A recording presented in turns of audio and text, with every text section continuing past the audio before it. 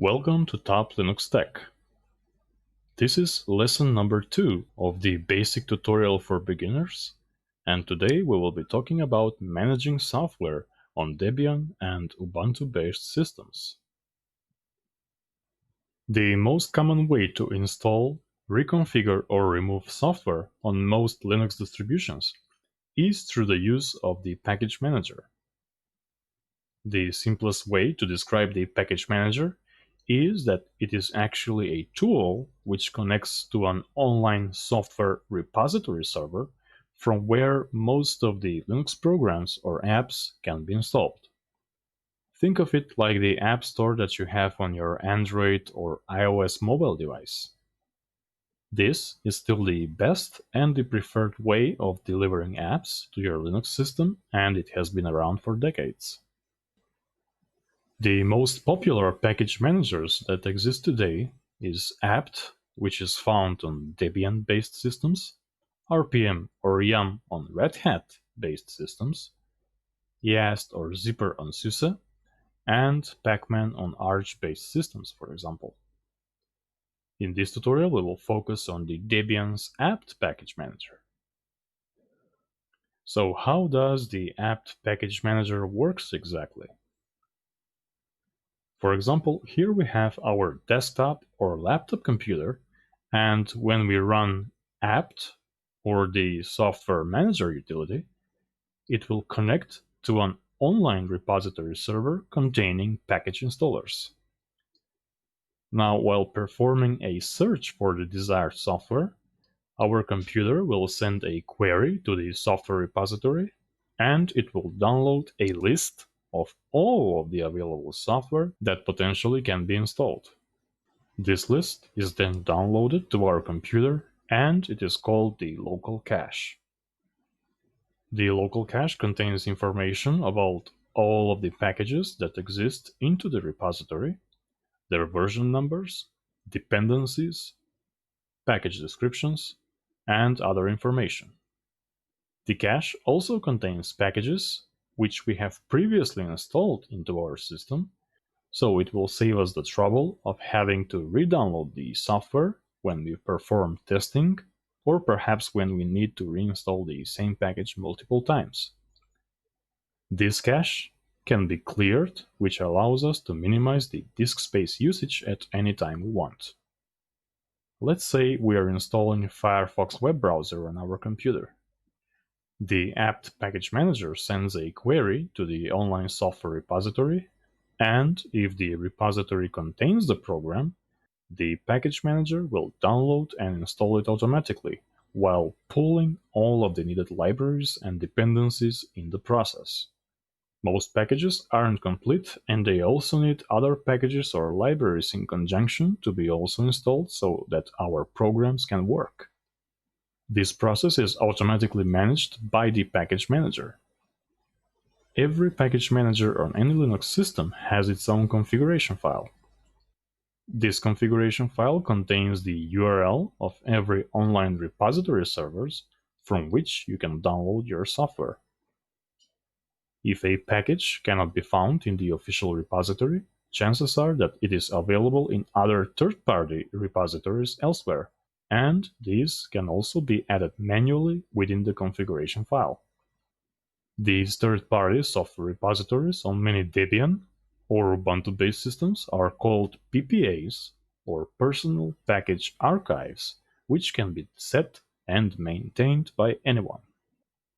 The configuration file in most Debian or Ubuntu systems is usually located in the etc apt sources.list file or the etc apt sources.list.d directory.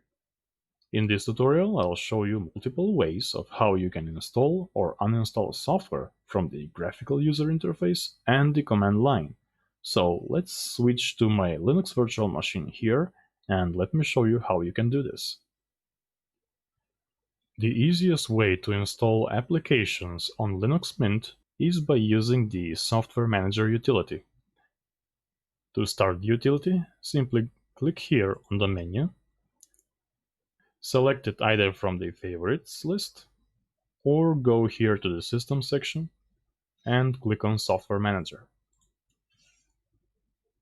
And here, from this App Store, if you want to call it that way, you can install any application by simply searching it here in the search box or selecting it from one of these categories.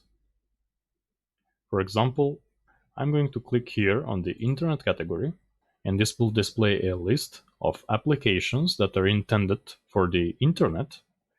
For example, you'll see web browsers, email clients, and other file sharing applications. Let's, for example, install qBittorrent. So simply select the application and then click Install. Immediately, you'll be asked for your super user credentials, so enter your user's password, click Authenticate, and the package will automatically install. Let's also add another package. I'm going to choose VLC here from the editor's pick list and install that one.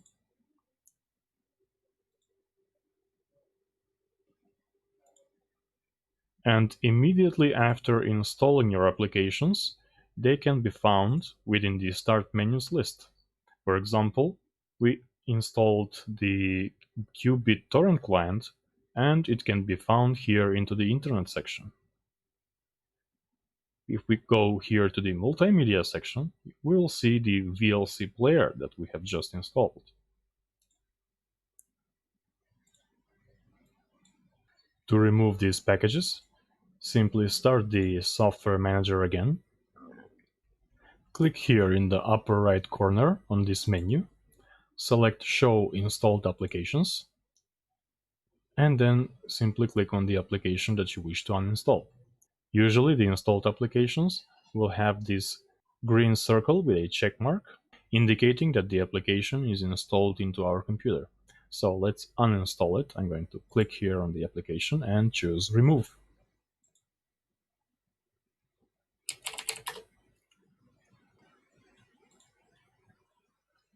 I'm also going to remove the qBittorrent application as well. And once they are removed, they will no longer show into the menu.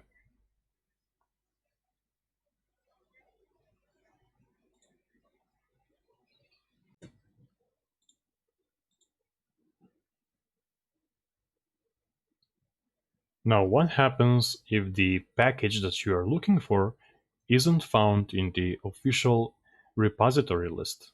For example, I'm going to try and see if Google Chrome web browser exists. So I'm going to search for the package.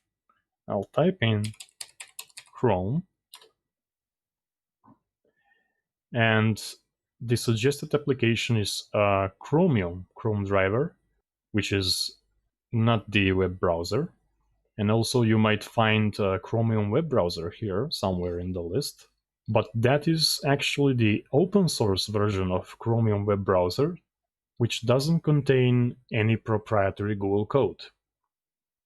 So we see that Google Chrome cannot be found in the official repository. So what to do next? Well, you have two choices. You can either manually download the Google Chrome package from the official Chrome website, or you can add some unofficial third-party repository from which you can automatically install the package. And I'll show you how to do it in both ways. So let's close the Software Manager. I'm going to start my Firefox web browser here. And in the search, I'll type in Google Chrome. And I'll click on the link here. I'll click here to download Chrome. And now we are asked to select the type of package that we need. Google provides us with two types of packages. One is intended for Debian-based systems, such as Debian or Ubuntu, or Linux Mint, as in this case, or the RPM package, which is intended for Red Hat or OpenSUSE-based systems. And of course, in this case, we need to download the .deb package for our system. So I'll choose that.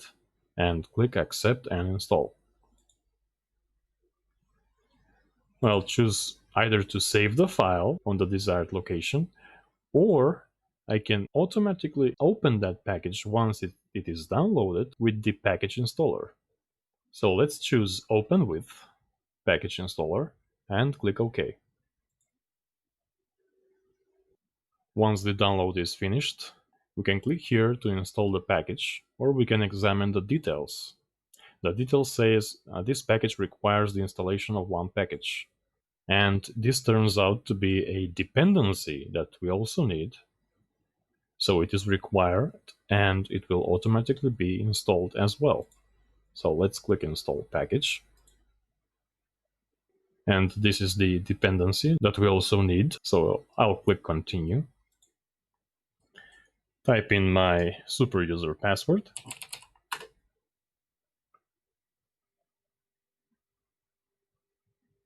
And the package has been successfully installed into our system. Now you can also download the package and install it manually later anytime you want by double-clicking on the package, and it will automatically run the software installer program. So let's see if everything is okay. So I'll try to locate Google Chrome here in the Internet section. And there it is. It appeared on the list, so I'll click on it right now. I'll make it the default browser. Click OK. And there we have it. We have successfully installed Google Chrome by downloading the Debian package from the internet. There is also one other alternative graphical installer tool which you can use, and it is called Synaptic, which is basically a front end for Debian's Aptitude. So I'll open up the menu here, and in the search box, I'll type Synaptic. Click on that, type in the password, and basically the Synaptic Package Manager will list all of the available sources and categories which exist into the central repositories. So you can locate any software by category or by searching for it from this interface as well. Let's, for example, go to the multimedia universe, and I'm going to try and locate the GIMP package here, or the GIMP program, which is an open source alternative to Adobe Photoshop. So let's see if we can find it here. Nope, I selected the wrong category. This should be located in the graphics category. And there it is. So I'll click to install it, and I'll mark it for installation. And some additional changes are required, meaning other dependencies need to be installed as well for this program to be able to function. So I'll click here on Mark, and then I'll click Apply.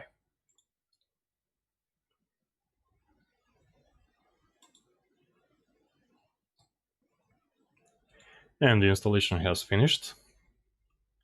So I'll try to locate the program here, and I'll go to the graphics section, and here it is, the image manipulation program.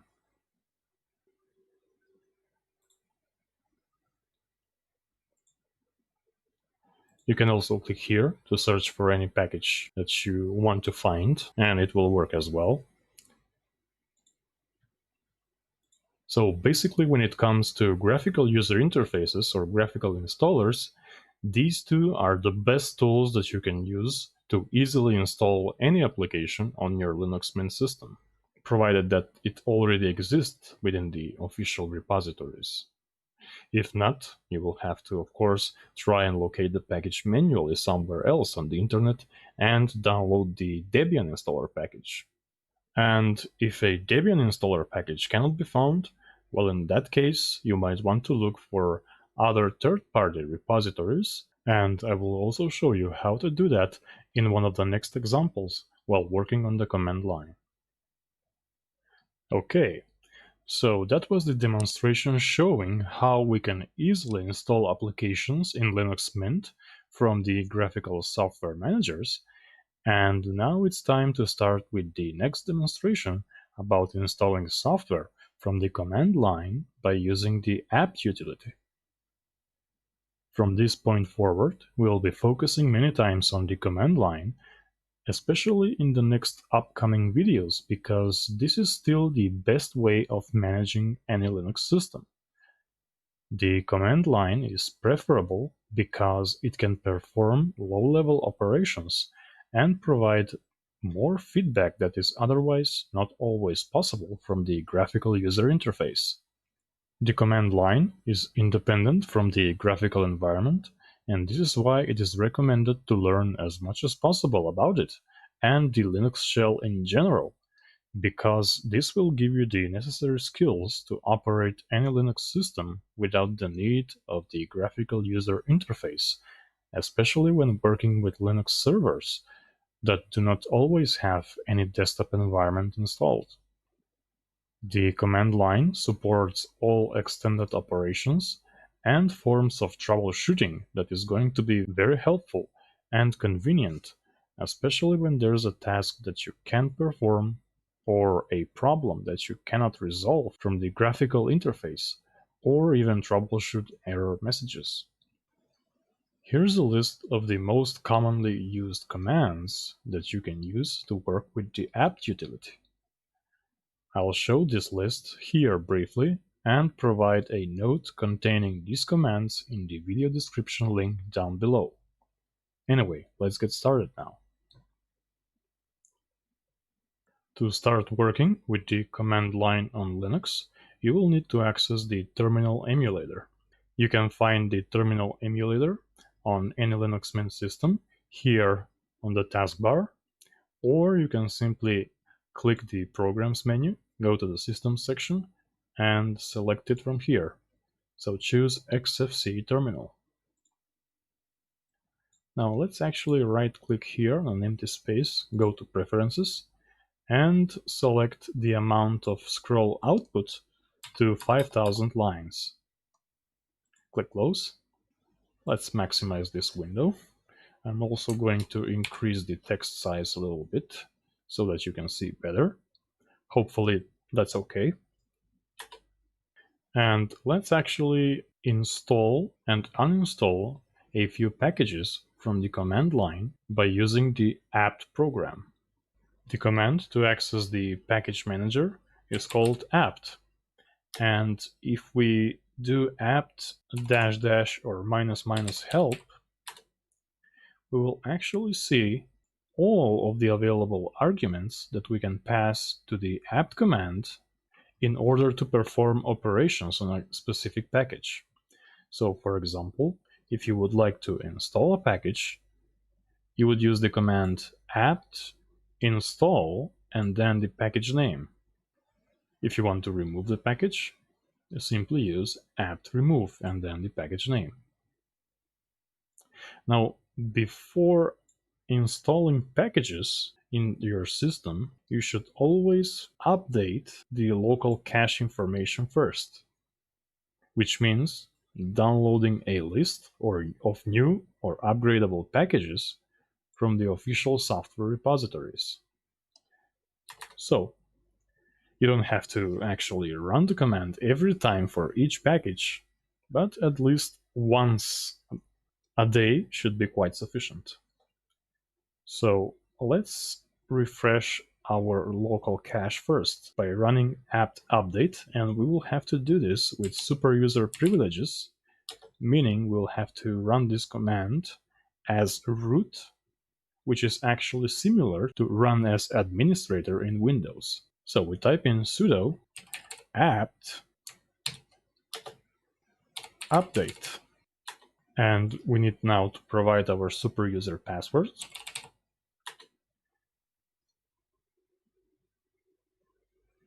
And as you can see here from the output, the apt command actually connects to every server that contains packages and refreshes the local package information database.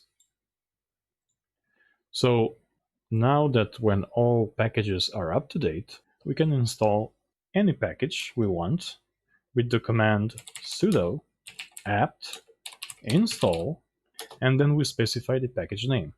For example, earlier we installed VLC multimedia player, so let's install it again, and now through the command line. So sudo apt install VLC and press enter. And basically that's it. And now if we try to locate the VLC player in the multimedia section, we'll see that we have successfully installed the package. Now if we want to remove the package, we can simply run sudo apt remove VLC. We confirm by typing in Y for yes and press enter. Now there is one more command that you can use to remove packages, and that is sudo apt purge VLC. Now I'm not going to actually run this command, but simply use it as an example because we have already uninstalled the package. But what purge does in comparison to remove is that it will actually purge all of the configuration files that came with the package. So remove will only remove the package itself, while purge will remove the package and the additional configuration files or any additional information that has been provided when the package was installed. Therefore, in my case, I always prefer to run apt purge instead of apt remove. Now, you can also install multiple packages at once. For example, sudo apt install. So I'm going to install MC or Midnight Commander, htop, which is a process manager, and also I'm going to install nmap, a port scanning tool. Press enter. And now the app program says that the following additional packages will also be installed. And basically what this means is that all of these that are marked as additional are actually dependencies that are required for the packages or the programs to operate normally. So that will be automatically installed as well. So we confirm our selection, press enter.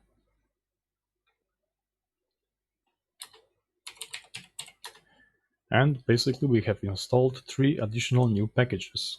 So let's see if everything has been installed correctly. I'm going to run Midnight Commander.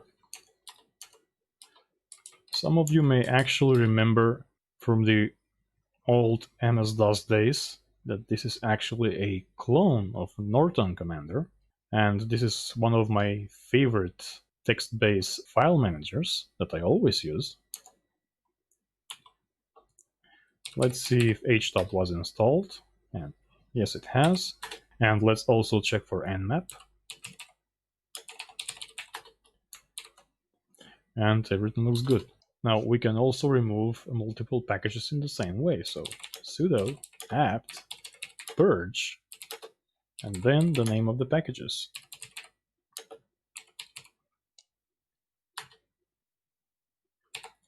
Confirm that selection.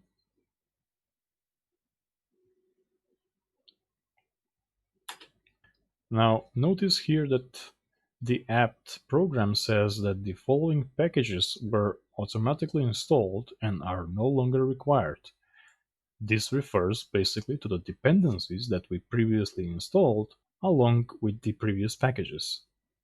So in this case, we have removed the packages from the system, however, the dependencies are still present and obviously are no longer required. To remove these dependencies, we can use the command sudo apt auto remove. And we confirm the selection.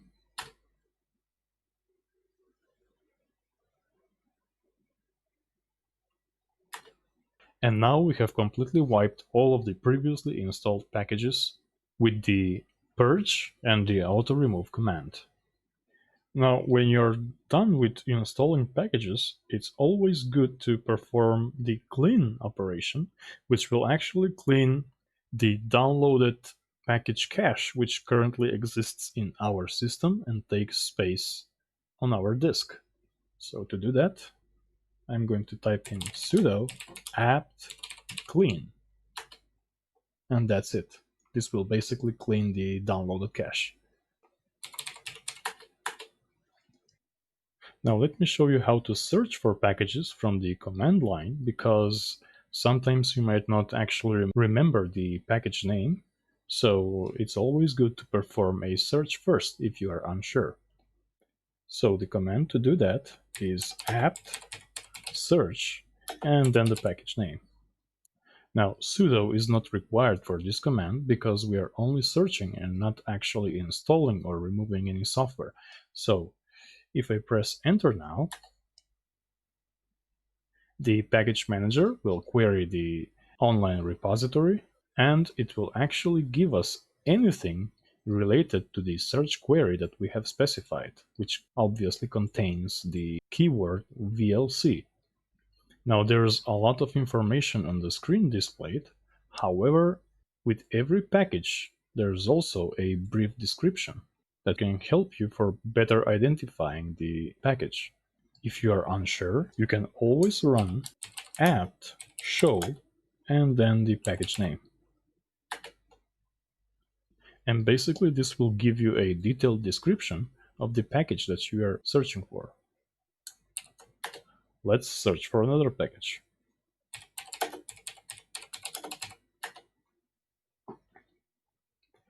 And for this one, as you can see, there is a lot more information provided on the screen, which actually may look a little bit confusing. So at this point, you might actually want to use some search filters, like grep for example. And we can also use it in combination with any other command. For example, I'm going to type in apt search, the package name that I want, and then I will pipe this search through the grep filter and look for midnight. And as you can see, the search result is now much more easier to manage as long we know what we are actually looking for. This, in Linux or any other Unix system, is called piping, and it is represented by this pipe symbol. Piping is a form of redirection where we transfer the output of one program and then run it or pipe it through another program in order to get the desired result. So apt and grep are two different programs that can work together by exchanging the output information between them. This here demonstrates how much the Linux system is actually flexible, efficient, and useful. We will discuss pipes and redirection in one of the following videos much more in detail. Now let's get back to apt. I'm going to switch to my downloads folder and do a directory listing. And as you can see, I have previously downloaded the Google Chrome Debian package, and we are actually going to install it now manually through the apt program. To do this, we can execute sudo apt deb or Debian package and then just provide the package name.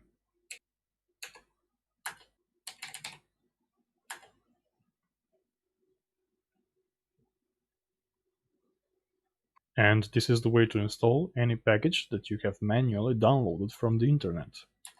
You can also run the Debian package command, which is dpkg-I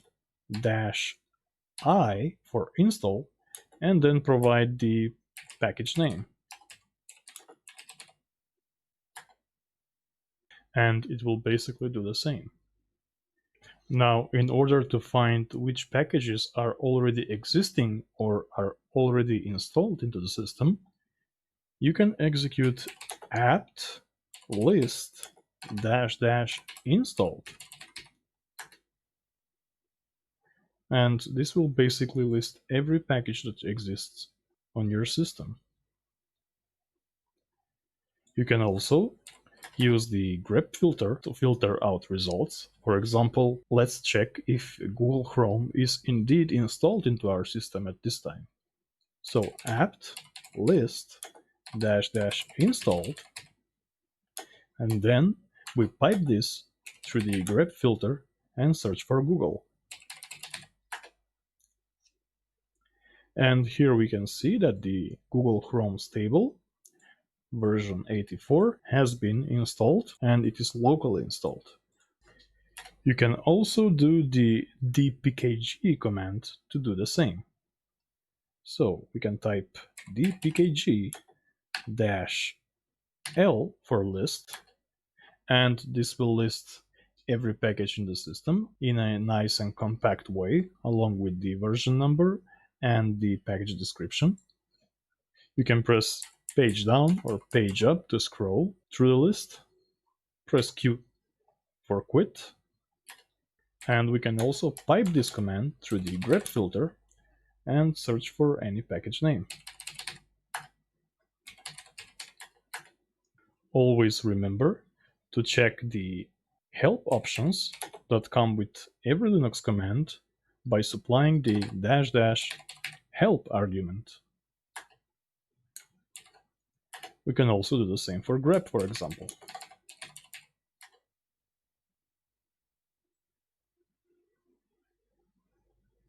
And here we can see all of the available command flags that we can use along with the command itself.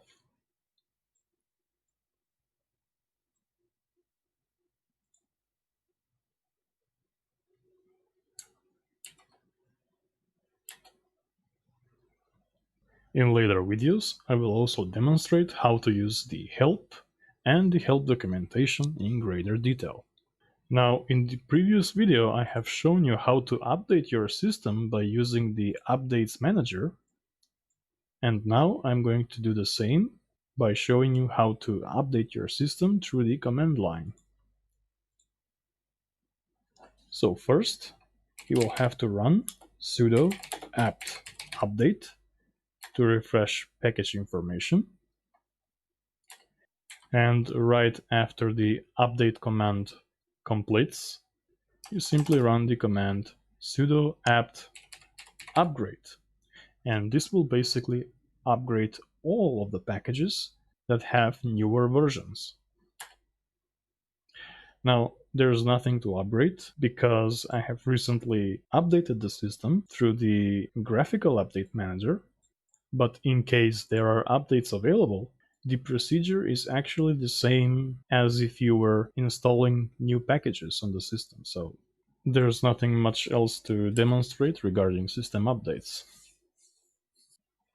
While you're on your Linux Mint desktop system, you can safely use the graphical update manager anyway.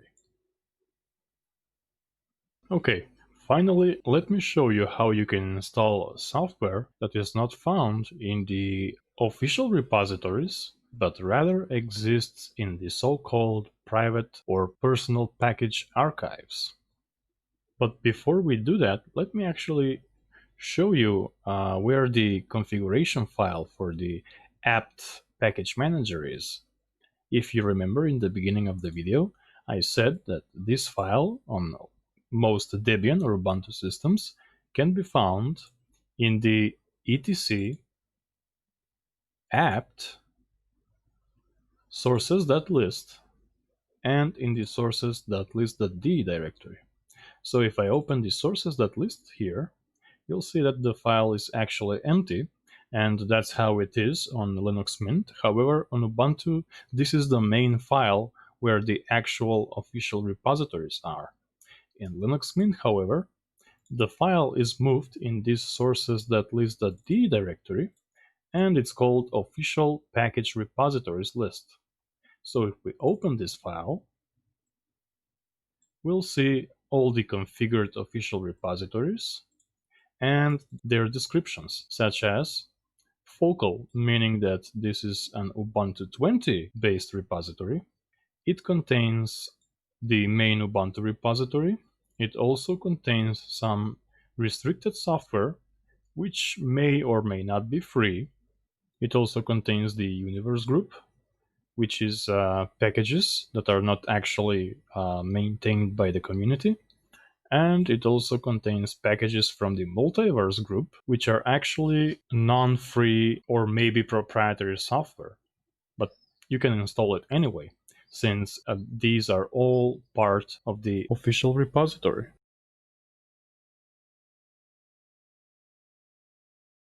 So here I have opened a link that contains the audio recorder package, which is not found in the official repositories, and it is a part of a private PPA repository. So in order to install it, we'll have to run the add apt repository command and then specify the PPA repository name.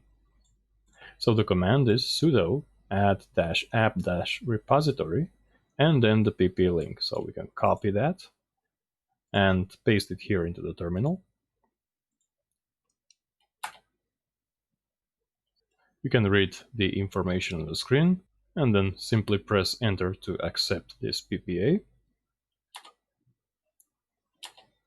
Now next, we have to update the local cache information by running the command sudo apt update. And we can see here that the PPA has been added to the list. And now we simply run sudo apt install and the package name.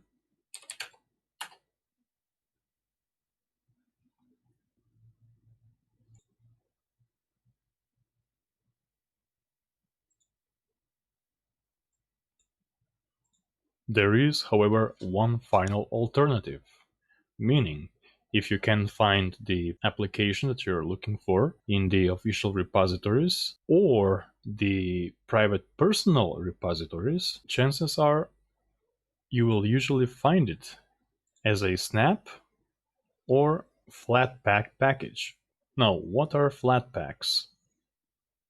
Flatpak is a software deploying utility which installs applications inside a sandboxed virtual enclosed environment, independent and in isolation from the rest of the system. Flatpak applications contain all the necessary dependencies within the package itself required for the application to function, regardless if those dependencies exist into the system. This is the downside of Flatpaks, because they will actually take a lot more space for the package installation compared to installing a package from the official repository. You should only install Flatpaks if there is no other alternative.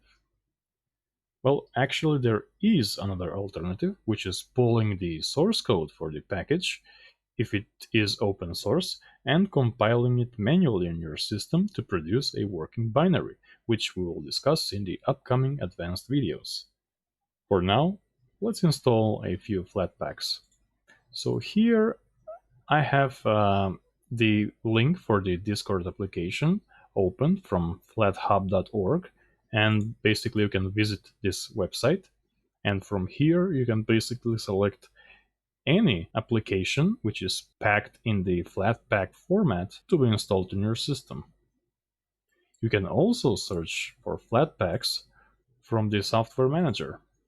For example, here in the categories we see the Flatpak category, and if we click on it, we can see plenty of Flatpak applications as well.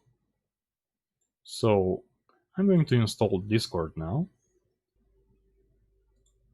and also install all of the required dependencies. And while the installation is running, we can read the details here. Pay attention where it gives the information about the size. It says 700 megabytes to be downloaded and 2.5 of disk space will be required for the installation. Oh, that's a lot of space. And this is the exact thing I was talking about earlier when I mentioned the downside of Flatpaks. Finally, the installation is done. Let's also grab another Flatpak from the FlatHub.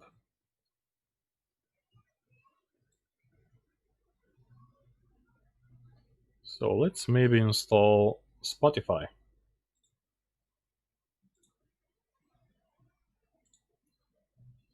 and this will automatically initiate the software manager.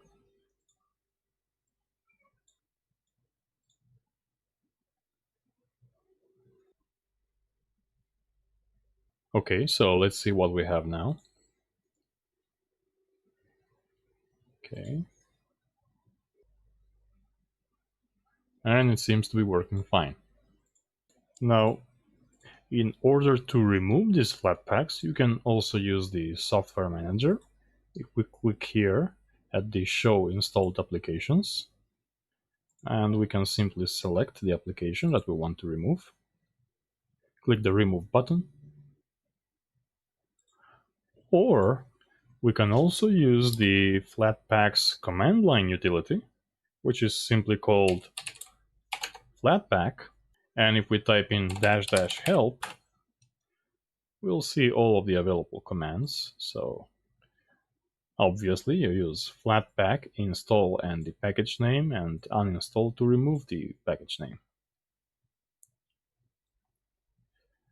We can also do a list to list all of the installed Flatpaks in the system right now. So Flatpak list, and here we see that Discord is still installed. So let's actually remove that one right now.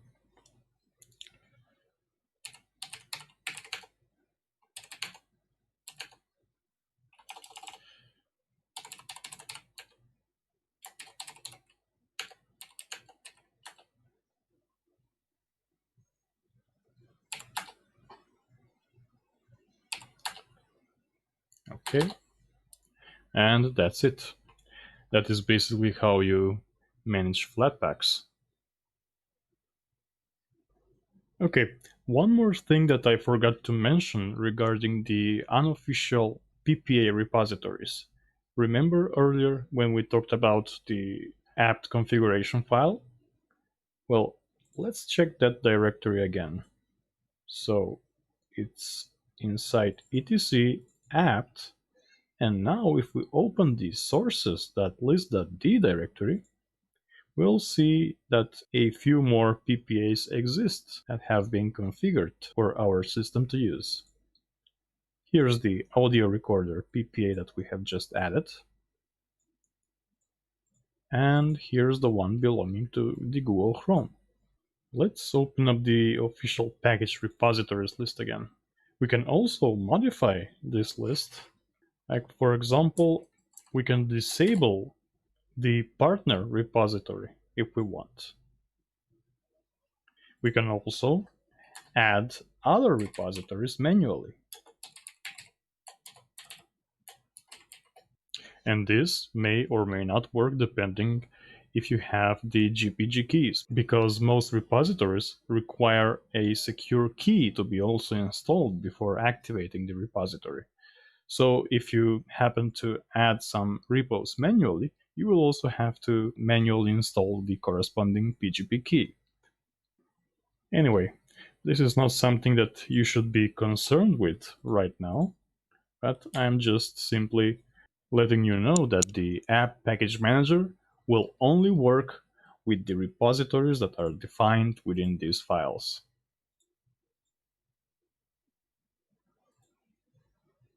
If we want to remove a PPA repository, we can simply do that from the Update Manager.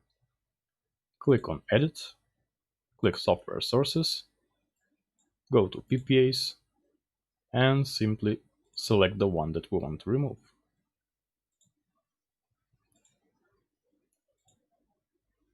We can also do the same from the command line with the command sudo apt add repository -- remove, and then the PPA name.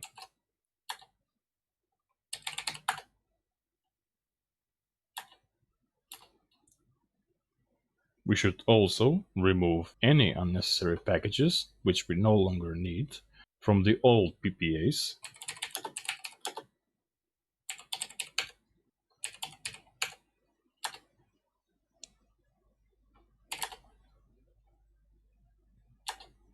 And then finally run sudo apt update to refresh our local cache for the known repositories.